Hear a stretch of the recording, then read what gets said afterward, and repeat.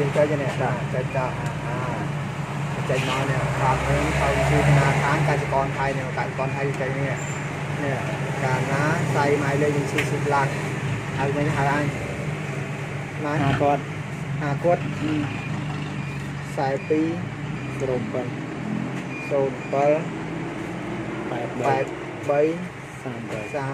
42 ត្រឹមត្រូវអត់នេះត្រឹមត្រូវដាក់ត្រឹមត្រូវចេញនេះគឺតោះនេះតកលងអូនតាំងแบบนี้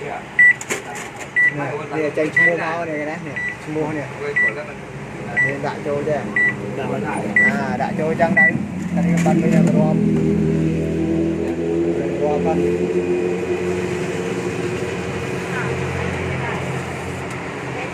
រាប់បំរួយយើងមានបញ្ហាចេញទៅវិញទៀតនេះចំនួនលុយយើងនេះ